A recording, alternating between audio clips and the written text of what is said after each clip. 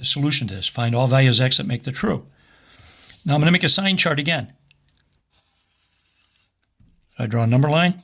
But this time, instead of doing 3 rows of signs, I'm just going to do the top one.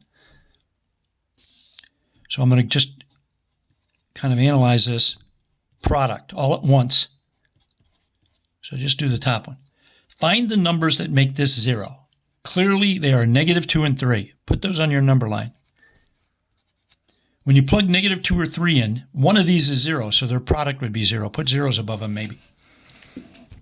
Now, substitute a number in from each interval. Pick any number bigger than 3 and substitute it in here. For example, suppose we pick 4. The book calls this a test value. But suppose x is 4. So if x is 4, if it is, this will be 4 minus 3. 1 times 4 plus 2, 6. It's a positive number. I don't care what the answer is, but it's positive. That means every number bigger than 3 substituted in here will give me a positive answer. Now pick one number, one test value between -2 and 3. The easiest one is 0. So let's pick x equals 0. When you plug a 0 in, you get 0 minus 3, which is -3, times 0 plus 2, which is 2. Now it's negative because it's a negative times positive. It's -6, but it's negative. Every number between -2 and 3 creates, a negative answer for this product, or results in a negative answer. Now pick a number less than -2. Say -5. Just pick one. And you pick -1 million if you want. But if we pick -5, -5 minus 3 is -8. -5 plus 2 is -3.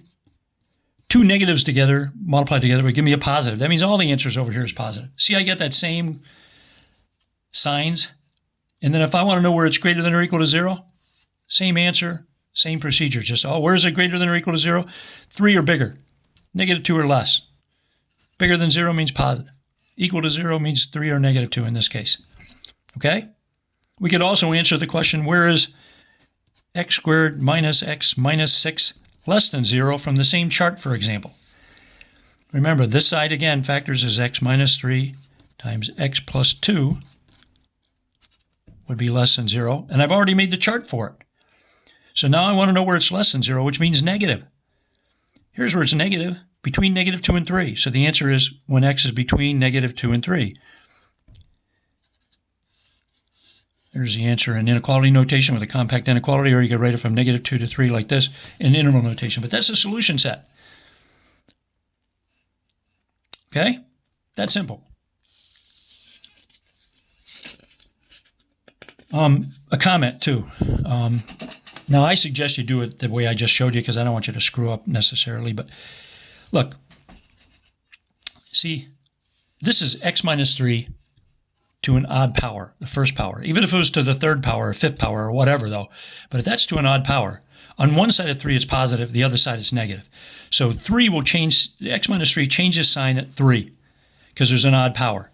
If it was squared, whether you pick numbers bigger than 3 or less than 3, you square it, you're going to get positive answers. 3 would make it 0. I'll show you one like this eventually. But on both sides, the sign would be the same, positive, because you're squaring it, or fourth power, or sixth power. But an odd power, it changes sign. Same thing with the x plus 2, because it's to the first power, which is odd. On one side of -2, it's positive. The other side, it's negative. Because of that, notice how the signs change up here. You can see I got 2 positives. Now, at 3, only this one changes to a negative. So now that one stays the same. So negative times positive changes to negative. Then when you go on the other side of -2, this one changes sign. Not the other one that already did. So you get another sign change. So if these are to odd powers, all I really have to do is substitute one number in. Like 4, and I get, it's positive. Then I just alternate them, plus, minus, plus, because I know the signs are going to alternate because these are odd exponents. Okay? Now, you don't have to do that. You can pick a test value from each interval, bigger than 3, between -2 and 3, and less than -2. Pick a number from each one of those intervals and substitute it in here. Whatever sign you get, every number in that interval gives you the same sign for that product. Okay? All right. All right, let's see.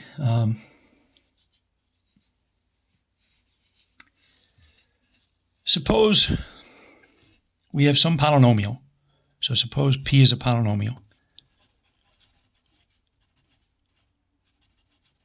I'm just making one up. That's why I'm saying that.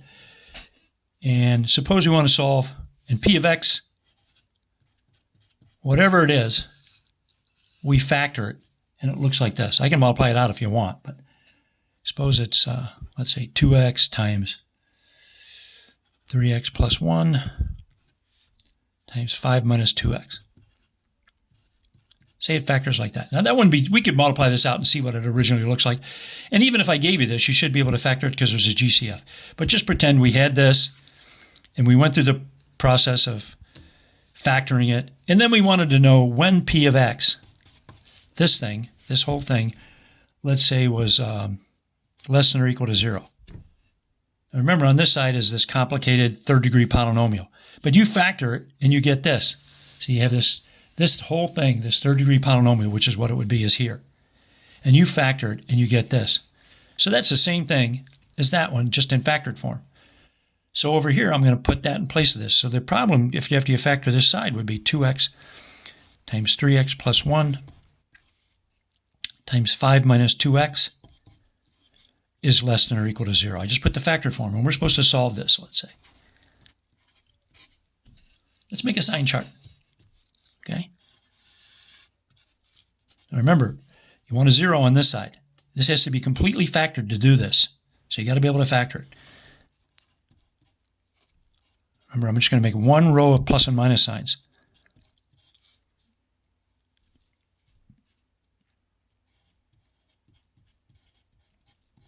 Okay. So here's the polynomial on the left side here. Now I'm going to find out what numbers make this equal to 0. Okay, so notice, 2 can't be 0, but I could, if x is 0, I'd have 0 times the rest of it. So when x is 0, I get 0 for the answer for this, because it'd be 0 times the rest of the stuff.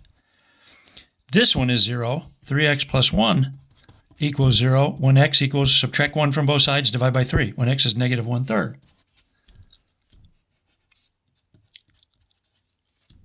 So if you put negative 1/3 in for x, substitute it in, this factor is 0 times the others, still 0. I put a 0 above that. Stretch this out a little bit. When is this one 0? Well, when is 5 minus 2x equal to 0? Add 2x to both sides. That would just be, I'll just put it on this side. 2x equals 5, divide by 2, 5 halves. That's 2.5 over here somewhere. So when we substitute 5 halves into this factor, it's 0 times the other stuff, 0. Now, since everything's to the first power, you could just plug one number in and then alternate the signs. Or you can plug a number in from each interval, which is what I'm going to do. So I'm going to pick a number bigger than 5 halves. That's 2.5. So let's pick 3 or 100. It doesn't matter. Let's say we pick 100. Look, 2 times x times 3x plus 1 times 5 minus 2x. All I have to do is pick a number bigger than 5 halves. We're picking 100. And I want to determine whether this product is positive or negative when I get done multiplying it out. 2 is positive, so that's a positive number.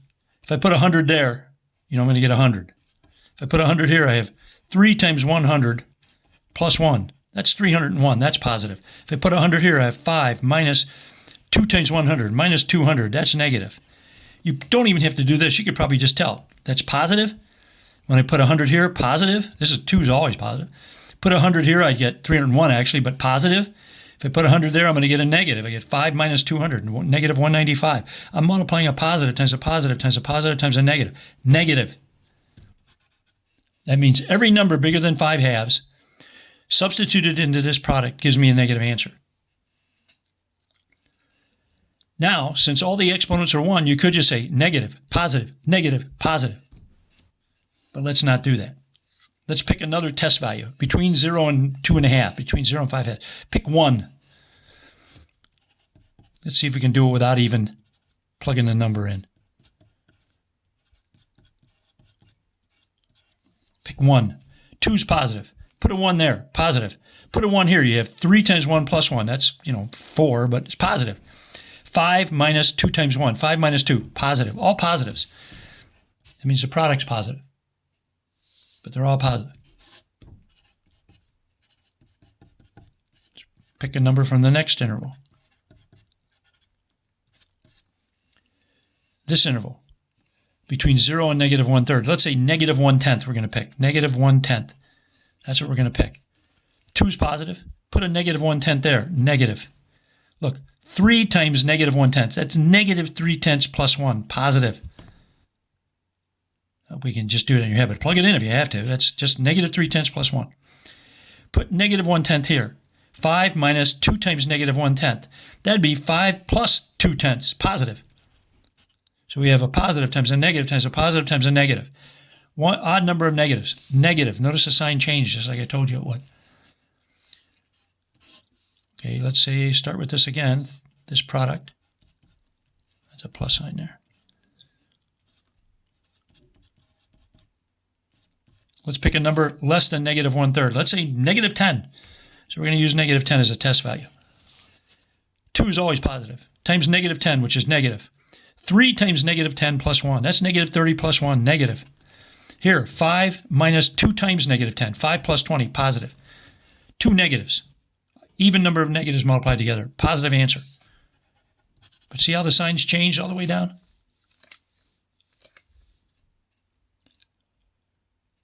Now I'm going to write the answer. Let me just write it over here because we can look at the sign chart. Where is this product, which is this, less than or equal to 0? Less than 0 means negative, so I'm interested in these intervals with the negatives above them.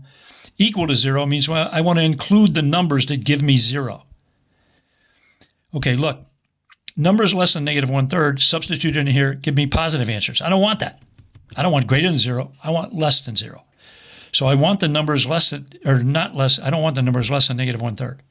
Negative 1/3 makes it 0. I want it. So we're going to include negative 1/3. I also want all the numbers between negative 1/3 and 0. Because those numbers make this negative. And I also want 0 because it makes it 0. So I want all these numbers from negative 1/3.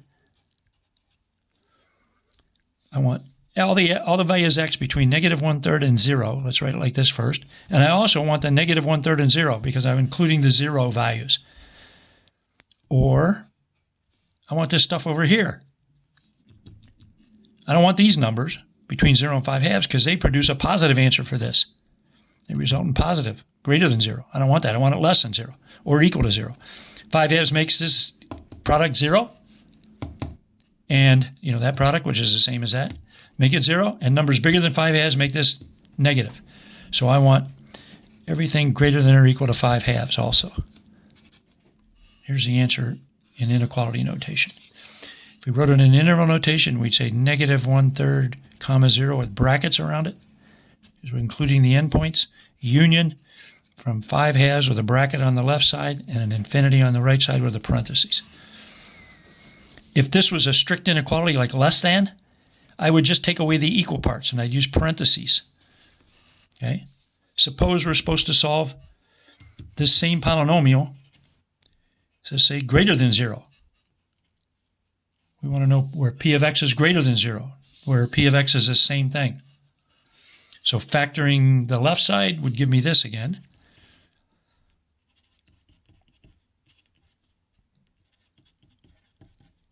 And I want it to be greater than 0 this time. I'd make the same sign chart for this one. It's the same product. That sign chart still gives me the answer. This time I want it to be greater than 0, positive. So I'm looking, and I don't want the 0 parts. So I'm looking for the positive stuff up here. See, less than negative 1/3. X less than negative 1/3 is part of the answer because those are positive values you get when you plug in numbers less than negative 1/3 there. I don't want the negative 1/3 because that makes it 0, and this is strictly greater than 0. I don't want any numbers between negative 1/3 and 0 as part of my answer because they produce negative outcomes for the product. I don't want 0 or 5/2, but I want it to be positive, so I want the numbers between 0 and 1/2. So or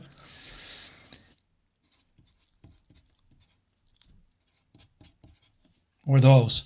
See, the positive stuff. Okay? If I wrote it in interval notation from negative infinity to negative 1/3, parentheses on this side because the endpoint's not included, union from the open interval from 0 to 5/2, parentheses on both sides. But there's the answer written a couple ways, okay? There's another example. Let me see. What else can I do? Suppose we have some other polynomial, which is, some kind of complicated polynomial, but we get it factored. And say it factors like this. X minus 3 squared. Now, I'm not going to give you one this complicated, but I'm just showing you the idea. Suppose we have that. So we have this polynomial, and we factor it, or somebody gives it to us in this factored form. Okay? And we want to know where this polynomial, it could be this, that, let's say, is less than 0. And if we had, the complicated all multiplied form, we'd want to factor it like this, but once we factor it, it would look like this.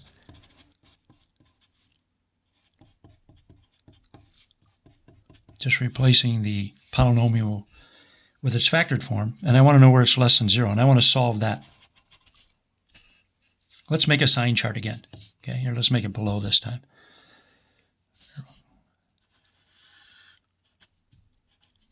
I want to analyze this. In other words, find out what numbers make, there's a 0 on that side, which is what I want. It's an inequality. So I want to find out what numbers make x minus 3 squared times x minus 5 times x plus 1. What numbers make this positive, negative 0? Let's first find the zeros, the numbers that make this 0. Clearly, 3 is one of them, right? You can tell that just by looking probably. So 3. 3 makes this one 0. If you plug a 3 in, you get 0 times other stuff, which means the answer is 0. I'll put a 0 above there to indicate that. 5 makes this one 0. So if I substitute a 5 in here, I'll get a 0 for this product. Negative 1 makes this factor 0. So negative 1 substituted in here would produce a 0 product. Now substitute a number in from each interval.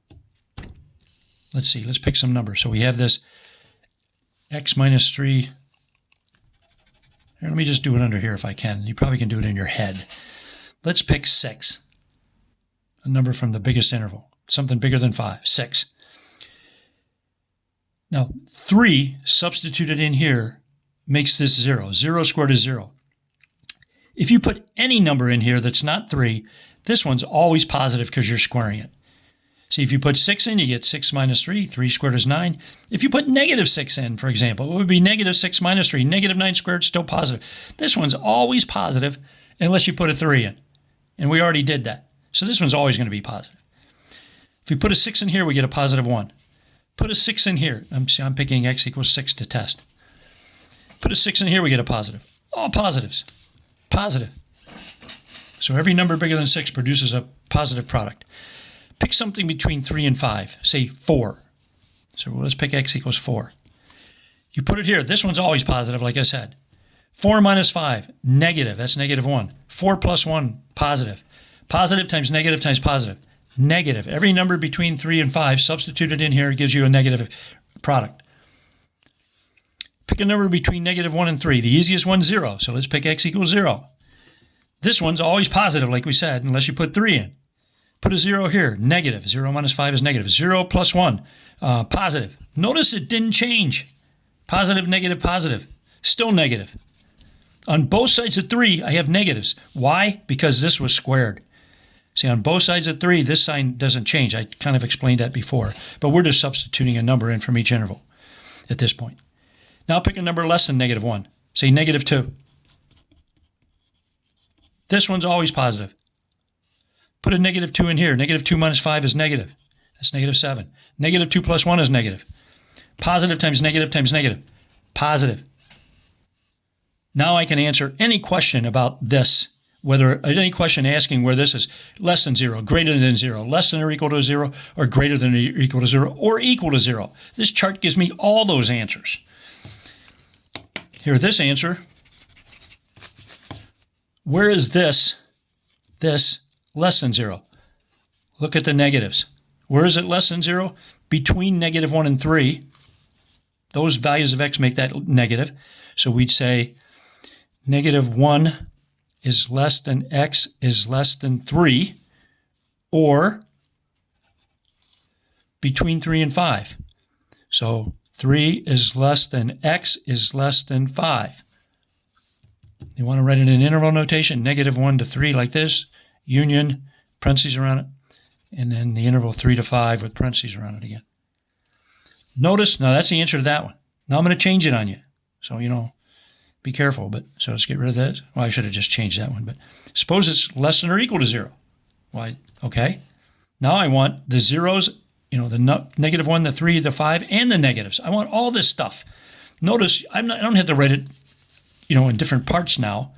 I want -1. I want the numbers between -1 and 3. I want 3. I want the numbers between 3 and 5. All of them make this polynomial either negative or 0. That's what I want. So everything from -1 to 5. That would be the answer if there's a less than or equal to. In interval notation, we could write it like this, -1 to 5 with brackets around it. But you'd write one of those two for your answer. I can also answer when I could write the answer from this chart. I can determine the solution to this. Let's do another one. Let's say instead of less than 0, let's say greater than 0. Okay. I want to know where it's greater than 0. Well, I only look at the pluses now. So x is less than -1 or x is greater than 5. And you could write that in interval notation as -∞ to -1 like that, union from 5 to infinity like this. But those are one of those is the answer. Let me change it on you. Let's say I'm going to cross that out. Let's say that was greater than or equal to 0. What does the answer look like now? Now we not only want the positive stuff, look at the positive parts of this number line, but also where it's 0. So I want this. I want to pick all the numbers that make this positive or 0. So less than or equal to -1. X is less than or equal to -1. That's that. Or x equals just 3, because that makes it 0. Or x is greater than or equal to 5. And you could write it in interval notation as -∞ to -1 with a bracket on the -1 side, union, just the number 3, put it in braces, union from 5 to infinity with a bracket on the left side. That's the answer if it's greater than or equal to 0. Okay? All right. What if we had, I think I took this one out of the book. Suppose it said solve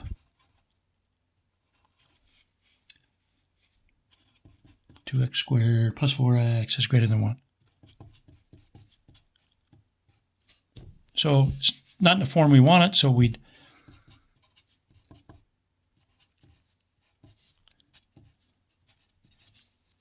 and by the way, every one of these problems we've done so far, the ones I've done algebraically, they could be done graphically by drawing the graph too, but I'm just showing you the other method.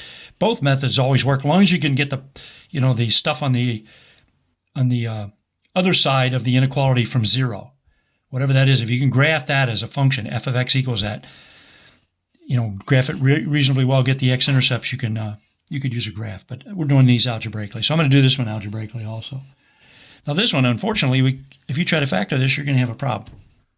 So let's find the zeros. Because remember, we want, I don't know if it's ES or S, whatever, zeros. I don't know. Maybe it's ES. I don't know. Who cares, right? It's not a spelling class. Okay, so, when we did this problem, we found the zeros of this. The numbers that make this 0. 0, -1/3, 5/2. Those were the zeros, the numbers that made that 0. So we want to find the zeros of this to do this problem, but we can't get it factored. We can't factor it easily. Try, you won't be able to. So we have to do some other way. So again, we want to solve this equation then. Finding the zeros means find out where this equals 0. Okay, think of, this as a function, but you're just solving that quadratic equation. Now, let's use the, since we can't factor it, we either complete the square or use the quadratic formula. Let's use the quadratic formula. A is 2, B is 4, C equals -1, So x, that's our variable, equals negative b plus or minus the square root of b squared minus 4ac all over 2a. I'm going to substitute those in. So negative 4, negative b, plus or minus square root of, see, b squared, that's 4 squared, that's 16, minus 4 times 2 times negative 1, minus a negative 8, so it's plus 8. That's 24. I'm doing that kind of in my head, but you know how to do that. We already did that. We went over the quadratic formula. All over 2 times 2. 2 times a, that's 4. So we get this. Square root of 24 is 4 times, 24 is 4 times 6, so this is 2 times the square root of 6. So x equals, let's factor a 2 out of the numerator, 2 times negative 2 plus or minus the square root of 6 over 4. Let's divide 2 into each one of these, and we end up with negative 2 plus or minus the square root of 6 over 2.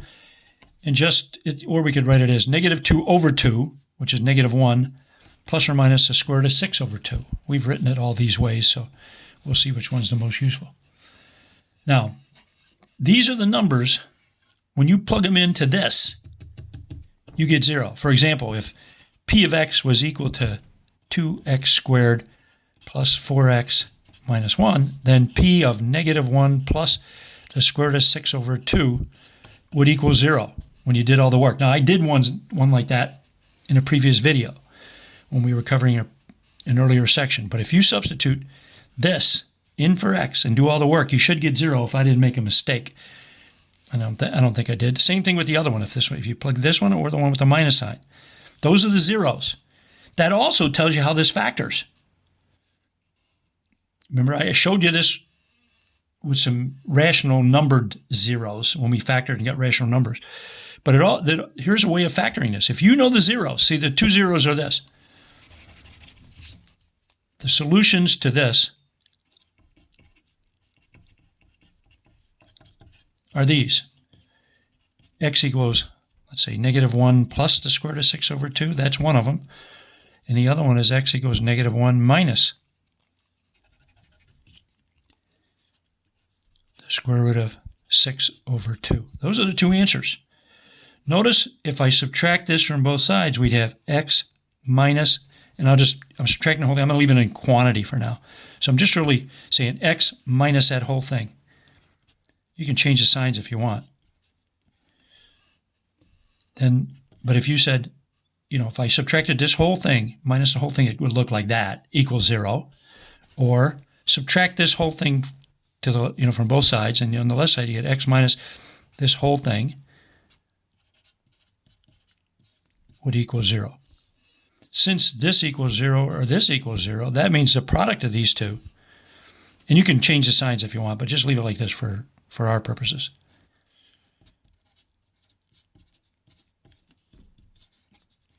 That times this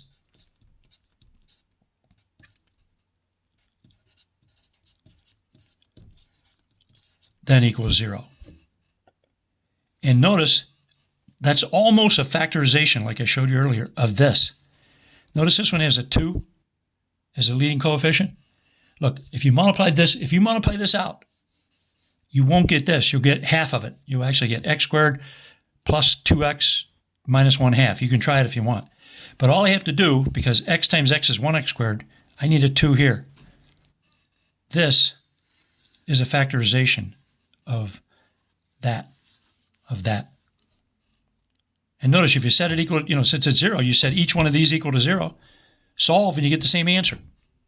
But anyway, that's, the zeros. Remember, we were trying to solve this. So let's write that down. So I wanted to solve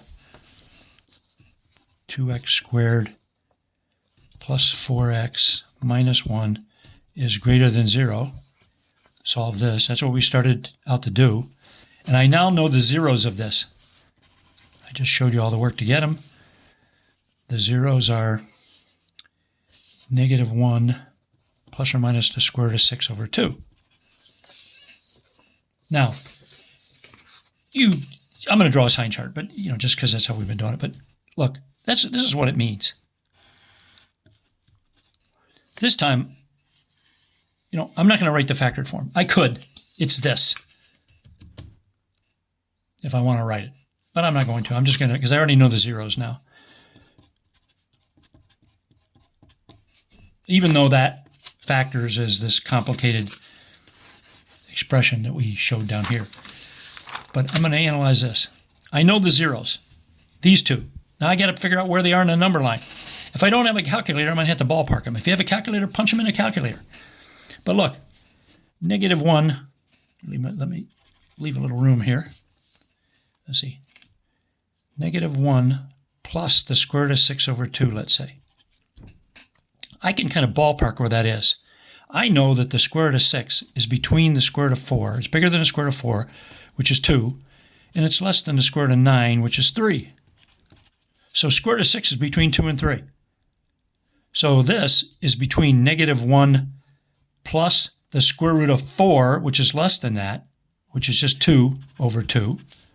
See, I put square root of 4 here because it's less than the square root of 6, so I know it's going to be a smaller number. That's -1 plus 1, that's 0. This equals 0. So 0 is less than -1 plus the square root of 6 over 2. On this side, let's see. Square root of 9 is bigger than the square root of 6, so -1 plus the square root of 9, which would be 3 over 2, has to be bigger than that. That's 1.5. -1 plus 1.5 is 1/2. So I know this number is between 0 and 1/2. So let's put it here. This is -1 plus the square root of 6 over 2. That's one of the zeros, but it's between 0 and 1/2. Okay? Let's do the -1. Using this again. Okay? So, now since it's minus, this one I was, see I'm adding, square root of 6 over 2 is bigger than square root of 4 over 2. That's why this is bigger than this one. And square root of 9 over 2 is bigger than the square root of 6 over 2, so that's why this one's bigger than the middle one. But now I'm subtracting, so -1 minus that, minus square root of 6 over 2, this one, is going to be bigger than 1 minus, taking away a bigger number, square root of 9 over 2, which is 3/2. Right? That's -5/2 on this side. Okay? And this is less than -1 minus something smaller, square root of 4 over 2. And since square root of 4 over 2 is square root of 2 over 2, that's really -1 minus 1, that's -2. So this thing is between